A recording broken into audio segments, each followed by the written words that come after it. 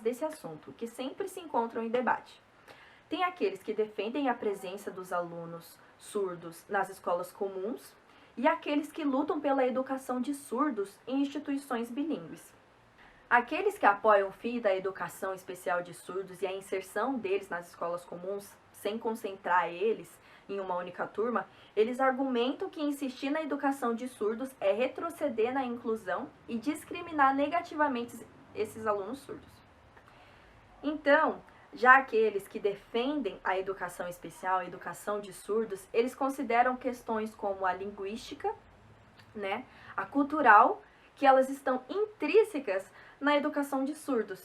E eles têm o objetivo de visar toda a grande heterogeneidade presente em meio a essas pessoas com surdez. Então, vamos entender os pontos dessas ideias. Olha só, os modelos de escolarização, eles são impostos aos surdos. E muitas das vezes, eles desconsideram a especificidade desses alunos surdos. E aí vem a aplicação daquelas propostas inclusivas, ditas bilíngues, que vão disfarçar a ideia de que o surdo precisa ser reabilitado e de que a língua de sinais não passa de um recurso de acessibilidade. Então, a implantação da proposta da educação inclusiva no Brasil, ela tomou diferentes caminhos. E essa palavra inclusão, ela foi usada da forma mais desregrada possível, por diversos discursos políticos e sociais, que acabaram por banalizando a palavra da inclusão, o conceito da inclusão, e esvaziando totalmente esse conceito. Então, hoje a gente encontra a inclusão com as mais diversas roupagens. Atualmente, a inclusão, ela tem sido usada para uniformização do processo educacional. Presta atenção nessa palavra, uniformização do processo educacional. Ou seja, deixar o processo educacional uniforme, igual para todos. Então, acaba que, ao invés de propiciar o aprimoramento na qualidade do processo educacional, a gente acaba vendo o processo educacional que, na verdade, não é um processo. São várias experiências fragmentadas, processos descontínuos, que são a favor de uma pseudonormalização e de uma inclusão totalmente ilusória. É interessante notar que nas diversas pesquisas já realizadas no âmbito educacional com a comunidade surda, a gente nota que a maioria deles entendem a inclusão como a garantia que eles têm o direito à educação. E que essa inclusão ela só vai ser consolidada quando houver a utilização de práticas pedagógicas que estejam adequadas à comunidade surda. Além de que nessas pesquisas a gente vê uma grande quantidade de surdos dizendo que são a favor de terem professoras que saibam utilizar a língua, que utilizem a língua de sinais, a Libras, do que um intérprete dentro de sala de aula. Outra coisa que se nota muito nessas pesquisas é que a comunidade surda sempre opta pelas escolas bilíngues do que pelas escolas monolíngues, ou seja, aquelas escolas bilíngues que são instituições especiais, especializadas para a comunidade surda, do que as escolas comuns, que são escolas de ouvintes que utilizam apenas a língua portuguesa ou às vezes utilizam a língua de sinais somente como uma ferramenta de acessibilidade e de comunicação entre o ouvinte e o surdo, e não como uma língua legítima. Eles não dão a valorização da língua de sinais como ela deve ser valorizada. As escolas bilíngues, elas têm proporcionado um ambiente para o aluno surdo que vai proporcionar o desenvolvimento dele, da sua personalidade, da sua língua e das suas competências cognitivas. Então a gente precisa entender uma coisa, na verdade, espero que até agora você tenha entendido isso, que não é a surdez que vai comprometer o desenvolvimento desse aluno surdo, e sim a falta de acesso, de acessibilidade a uma língua. E é uma língua, assim, legítima, é a língua mãe, a língua materna dos alunos surdos. Então, ao contrário do que se pensa e do que foi muito divulgado, a turma de alunos surdos ou as escolas bilíngues, né, as instituições especiais, elas proporcionam um ambiente educacional onde vai ser favorável a todo o processo de ensino-aprendizagem. Então, a gente nota que há um espaço inclusivo e que respeita a especificidade linguística e cultural desses alunos, ao mesmo tempo que proporciona uma diversidade muito grande, uma diferença muito grande entre esses alunos. É necessário que haja um processo educacional fundamentado na diferença linguística, e a gente precisa entender que as instituições bilíngues, elas não são algo fechado, elas proporcionam a inclusão, sim, elas proporcionam uma diversidade, sim, e proporcionam um ambiente onde o aluno surdo vai desenvolver todas as áreas da vida dele, não somente cultural, não somente linguista, não somente personalidade, mas sim todo o seu desenvolvimento cognitivo no processo educacional, no processo de ensino-aprendizagem. Olá, meu nome é Carol. Hoje nós vamos falar um pouco sobre a educação de surdos no Brasil. Usando o contexto histórico, a comunidade surda no mundo se uniu, resultando em uma organização política. Essa organização política foi atrás de todos os direitos dos surdos, e um desses direitos foi o direito à educação. Antigamente, o surdo era muito marginalizado. Era considerado uma pessoa inválida, uma pessoa que não poderia garantir seus direitos na sociedade, não poderia estudar, não poderia votar, não poderia trabalhar. Hoje as coisas mudaram. Graças a Libras, os surdos podem trabalhar, podem estudar, podem se relacionar, podem se comunicar com as pessoas na sociedade. Isso foi muito importante, porque hoje todos os surdos podem estudar. E eu, como professor, como que eu estou me preparando para receber a demanda de alunos surdos na escola? Vamos falar um pouco sobre a formação dos professores, como as escolas e universidades estão preparando esses profissionais e se realmente existe uma preparação para receber alunos surdos nas escolas e universidades. Falando um pouco sobre inclusão, o início da inclusão no Brasil teve influência de 2 eventos. O primeiro evento foi a Conferência Mundial de Educação para Todos. No livro Estudos Surdos, tem um depoimento de uma aluna de universidade. Ela fala o seguinte, o nome dela é Tati. Ela fala, o problema era nosso, tínhamos que estudar bastante, praticar, pedir aos colegas que nos ajudassem e explicassem. Isso foi em 2003, o depoimento da Tati. Então, o que ela quis dizer? Ela quis dizer que tinha muita dificuldade de aprendizado, tinha que estar perguntando os colegas, tinha que estar perguntando o professor, tinha que estudar bastante, claro.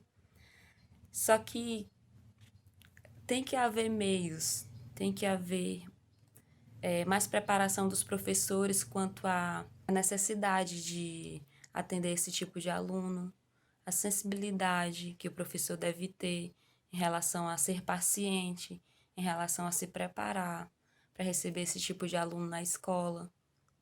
Usando o exemplo do filme Black, que conta a história da Michelle, que é uma menina cega, surda e muda, ela encontra um professor que dedica a sua vida para ensinar a Michelle todas as coisas da vida e também os assuntos da universidade. Michelle estuda, a Michelle se forma, graças ao professor, graças à sua dedicação. Eu, como futuro professor, como que eu estou me preparando? Será que eu vou para a sala de aula sem fazer um planejamento, sem fazer um plano de aula? Na educação de surdos também é assim. A gente tem que se planejar, a gente tem que se preparar. O material didático que o professor utiliza também é de extrema importância. Usar um material didático visual, que auxilie o aluno a enxergar melhor, a entender o assunto, é algo muito importante, é algo essencial para a educação e para o aprendizado do aluno. O Plano Nacional de Educação propõe uma educação bilíngue, o uso da língua portuguesa e o uso da Libras como língua oficial do país. A Libras é de total importância porque auxilia tanto o professor como o aluno. A comunicação se torna mais eficaz e o aprendizado também. Nós, como professores, temos sim que nos preparar para receber alunos surdos e alunos também que têm algum tipo de deficiência, algum tipo de dificuldade de aprendizado, porque o nosso papel é esse, é passar conteúdo, é ensinar, é educar, mas acima de tudo aprender com eles também todos os dias. Olá, boa tarde a todos. Meu nome é Luana Maciel, eu sou graduanda do curso de Ciências Biológicas da Universidade Federal do Piauí. Eu vim hoje dar continuidade à temática Educação de Surdos.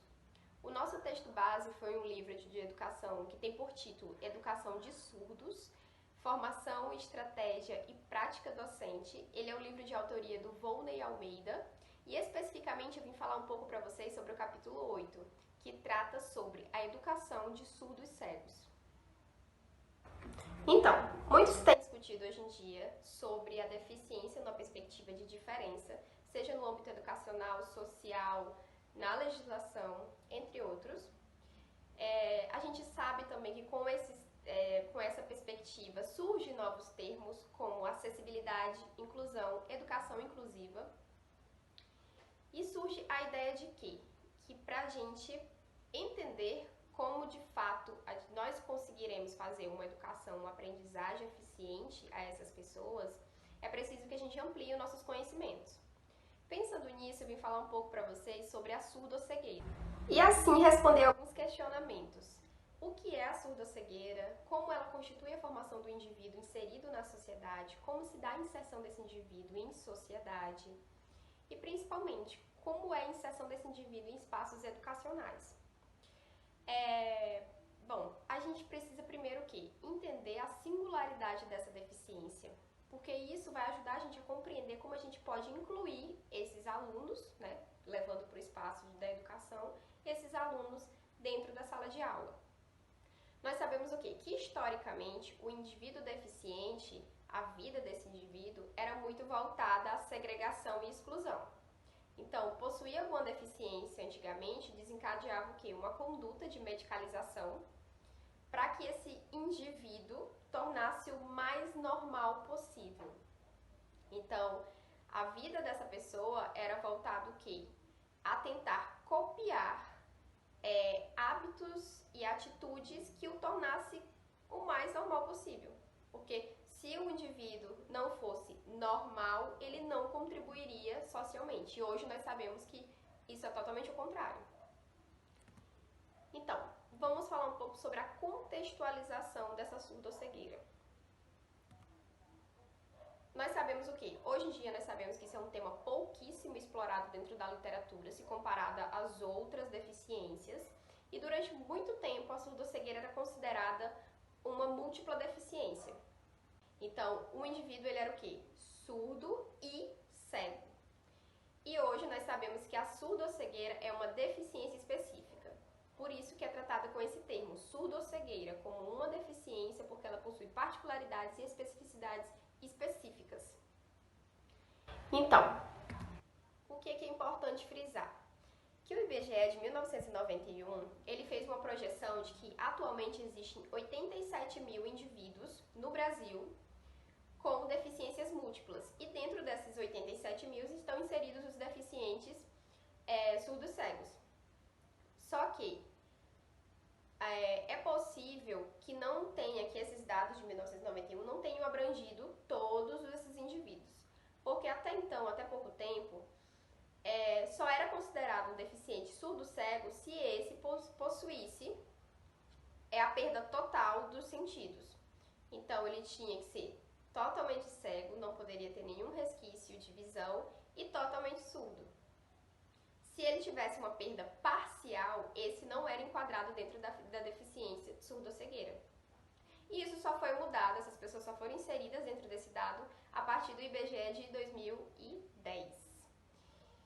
E outro ponto também que é levantado durante a leitura do texto é que a região sul e sudeste ela se destaca como as regiões em que mais é desenvolvido estudos dentro dessa temática, se comparado às outras regiões do país.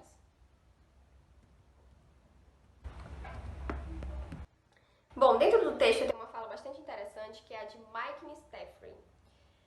Ele define o quê? A pessoa surdo-cega não é um surdo que não pode ver e nem um cego que não pode ouvir, mas sim uma pessoa singular, única, com características próprias. O que a gente tende a fazer erroneamente? A gente tende a visualizar a deficiência antes do indivíduo. Então, o indivíduo, primeiramente, ele é cego para depois ser uma pessoa, na visão erroneamente que a sociedade tem.